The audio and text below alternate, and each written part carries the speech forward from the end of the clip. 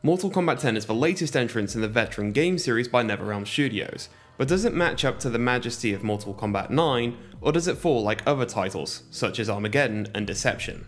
The game is set 20 years after the events of Mortal Kombat 9, and sees the power struggles throughout all the realms following the death of Shao Kahn, and the rise of a new evil, the former Elder God, Shinnok. Starting off with the roster, Mortal Kombat 10's character selection is actually pretty damn sweet.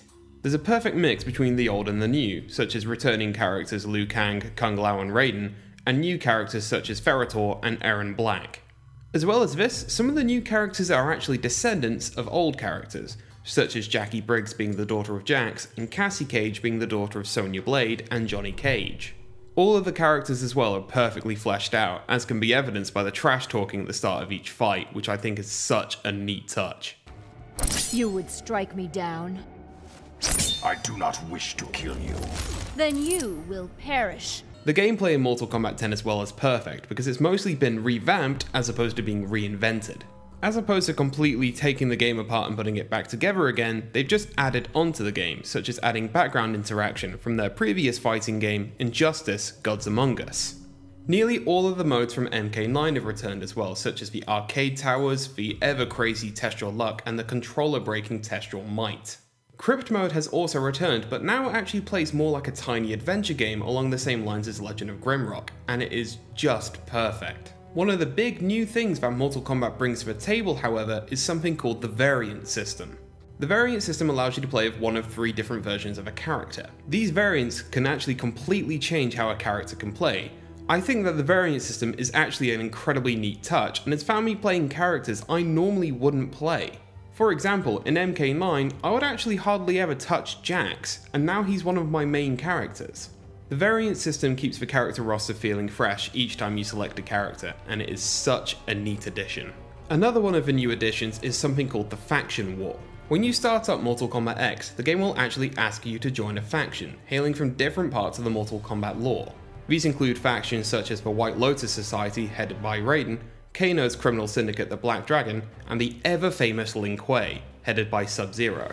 As you play Mortal Kombat both online and offline, you'll be able to complete faction challenges, aiding your faction in the war. Each faction also has their own version of a fatality, which is actually a lot easier to pull off than a fatality, meaning anyone who plays and might have trouble with fatalities can still feel like a badass by pulling one of these off.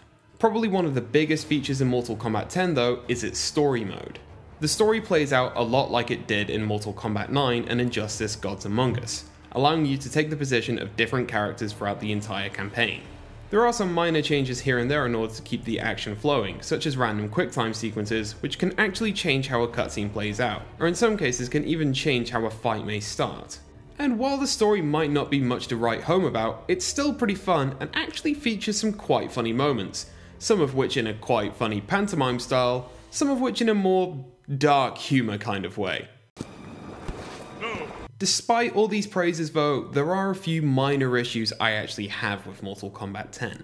In story mode, you can't select the variant of a character you're playing as, which can throw you off quite a bit. For example, in Kotal Khan's campaign, you're forced to play as Sun God, despite the fact I'm a lot better with War God.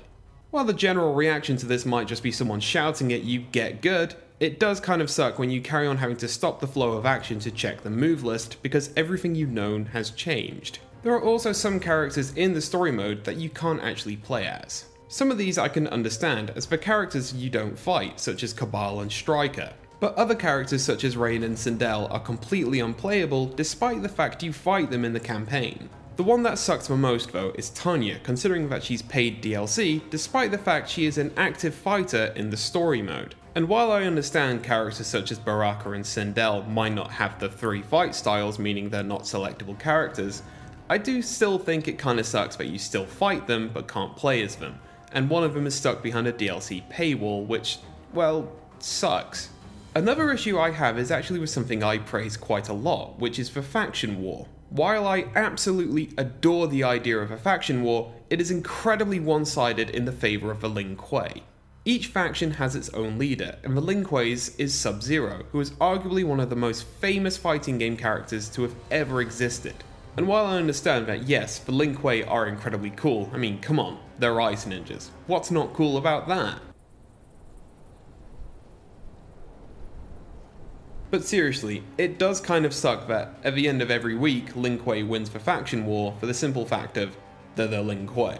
My last issue with the game isn't particularly an issue I have, but it is something that I can see as an issue for other people. One of the biggest sections of the Crypt is a series of caves inhabited by giant spiders, and while I find spiders of an abnormal size scary enough, there are those who find regular sized arachnids scarier. So giant ones, yeah. Like I said, it's not a giant issue I have, but I can see it as an issue for a lot of other people. Overall though, I absolutely adored Mortal Kombat 10 and can quite easily say it's one of the best fighting games I've played in recent years. Yes, it's incredibly annoying that a lot of it is locked behind a paywall and there are so many annoying microtransactions, but the base game itself is absolutely fantastic and filled to the brim with things, and it's totally worth checking out. Anyways guys, that's it from me. I'm Kieran and make sure you check out everybody else on gbposters.com. And I'll see you all next time I make a video.